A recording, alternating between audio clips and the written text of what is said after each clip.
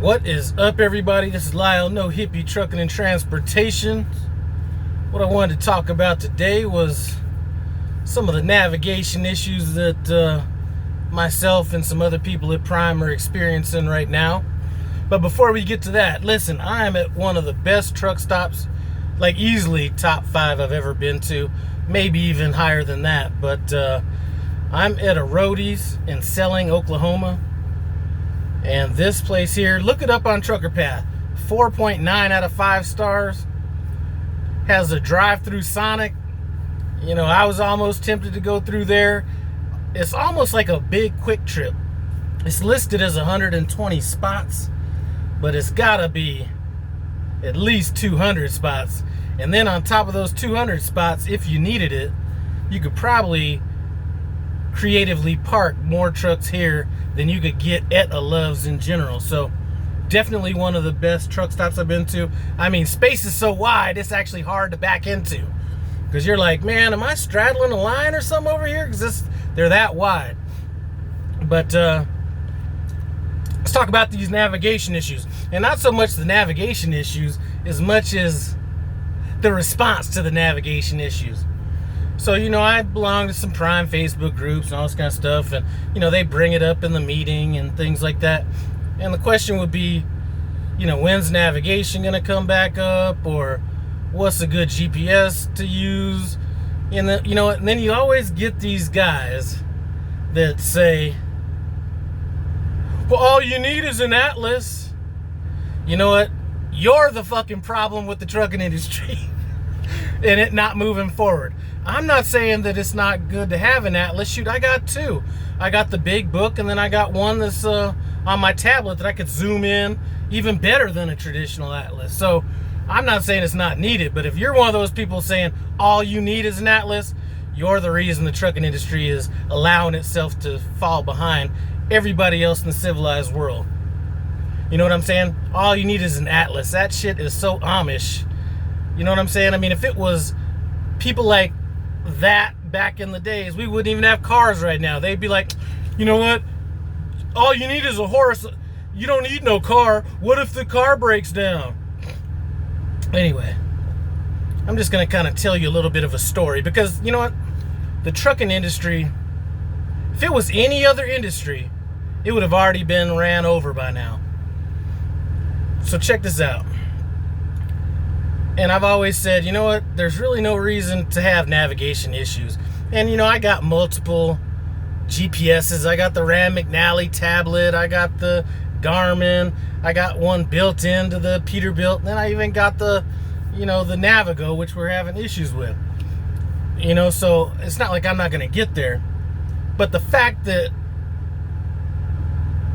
a navigation specifically built for the trucking industry has issues that aren't corrected 3 weeks later has a lot to say. You know what? If that was the mortgage industry, they would have dropped it. We're going to get to a couple stories. They'd have already dropped this shit. You know what I'm saying? But everybody in the trucking industry is all comfortable, not wanting to progress. I mean, think about this. We're walking around with fucking bills. Actual paper bills. And I could think of a number of different ways that we could get around that. You know, let's say everybody has a tablet, or you could have it on your phone. You know, you get the shipper or whatever sends you the stuff on your tablet. You get to the receiver, forward it to them. They electronically sign it. And unless there's a problem with it or anything like that, you don't even need to have any face-to-face, any face-to-face. That could all be done electronically. And then there's a number of other things. But let's talk about my experiences and why I think that, you know what, the mortgage industry, banking, all that, the reason that it progressed was a series of motherfuckers, and the trucking industry hasn't had that. So let's go back to when I bought my first house before we really get into this. When I bought my first house, they did not have any,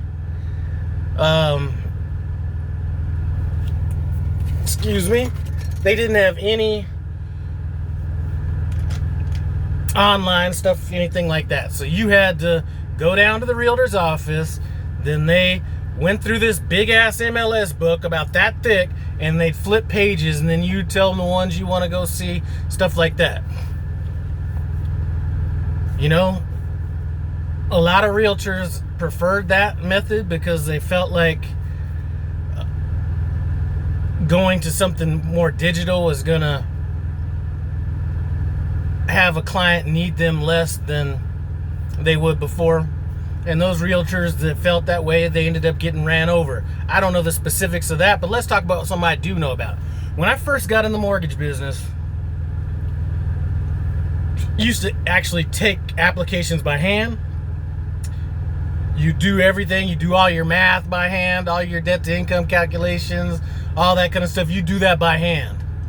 Adding up all the liabilities, assets, all that stuff. And when you turn the loan in to your processor, you know, they're she's, you know, male processors, you know, remember that joke in that movie, like a male nurse? But they would get the application, they might tighten it up a little bit more, and they may actually type out the application, give it back to you with any corrections, and then you'd submit it from there. And even after that, when it got sent to the bank, a lot of times these things were getting sent to the bank and they would have to actually resubmit all that information again. So what happened was these lenders started saying, you know, like the end user, like who the loan was eventually going to go to, they started saying, nah, motherfucker, the technology's here. You need to start submitting this shit electronically. You know, so then once it's submitted electronically, they don't need to resubmit it on their end, saves them a bunch of time, stuff like that. So what ended up happening was, you know, let's say I wrote out a loan, turned it into my processor. My processor at some point, she was like, nah, motherfucker, you need to get this shit, you need to send this to me electronically. So what ended up happening was gradually the mortgage industry came out of the dark ages to the point now where everything is electronic. And there was a lot of pushback on that. A lot of pushback by loan originators, by mortgage origination software companies. And what ended up happening was the loan officers that were not, you know, weren't able to handle the technology, they got ran over and got ran out of the business. The companies, so there's a company that was called Point in the mortgage industry.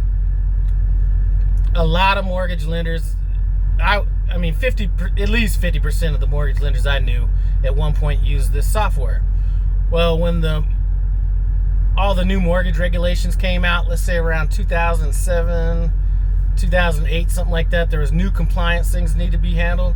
Those guys stood flat-footed, did not get ahead of the curve, and the banks that needed to have this compliance stuff done and they wanted it done through origination software went to another company. That company, I don't know if they're in business or not, but I know they lost a ton of business.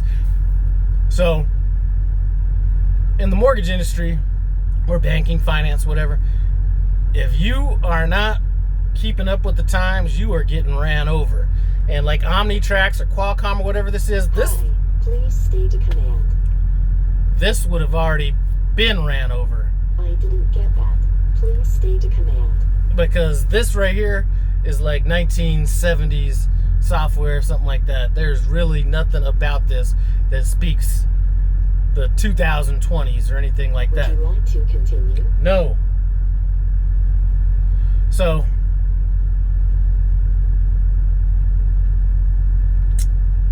back to the point I'm trying to make is, goodbye. Sure, everybody should have an atlas. I don't think an atlas, at least for me, would be the first thing I go to. I mean, we're into, you know, back in the days, they used to say, well, I don't know why, we've put a man on the moon. That's what they used to always say when it was like somebody would bring up something that somebody thought was complicated. Well, we put a man on the moon. Listen, we are in the 2020s. The fact that some software that was, or what, software, hardware, I don't know what they're considering this. Whatever this is supposed to be, and it's specifically designed for trucking, is not able to perform its job is beyond me. And the fact that these trucking companies sit here flat-footed and allow this to happen is beyond me as well. I mean, I just think that if there's one thing I gotta say is I just think that the trucking industry is very complacent. They are not searching for ways other than autonomous trucks. There's nothing between where we sit now and autonomous trucks. You know what I'm saying? It's like they want to skip all this stuff in between. And certain companies, I do have to brag on Prime right now, their internal applications for their own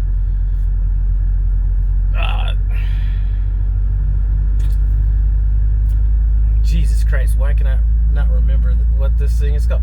Their application is above the rest of the mortgage, or not mortgage, above what the typical trucking company has. So for that,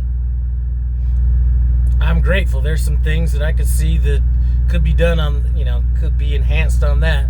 But listen, that's not the problem.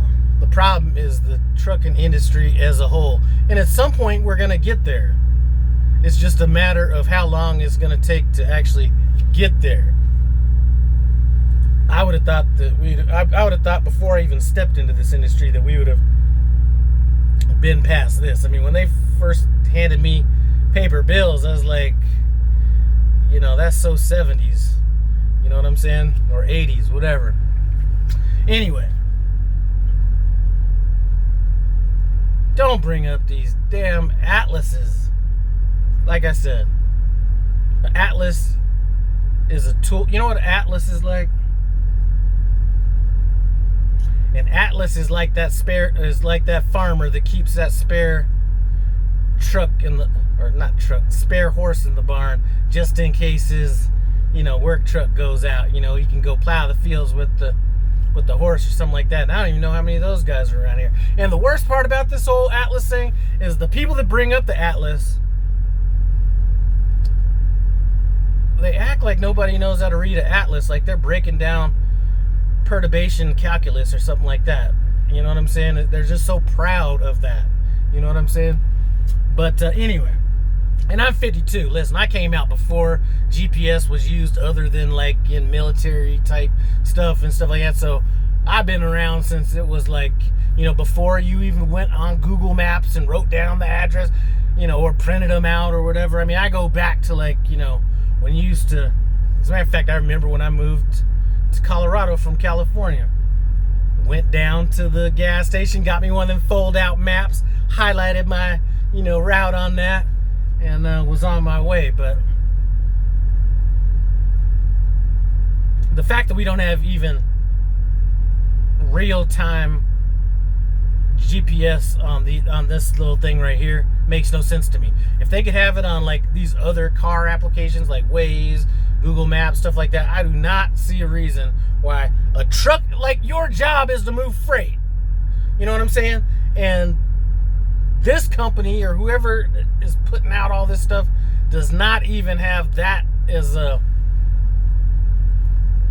option. Maybe it's an option. I don't know. I'm not seeing it.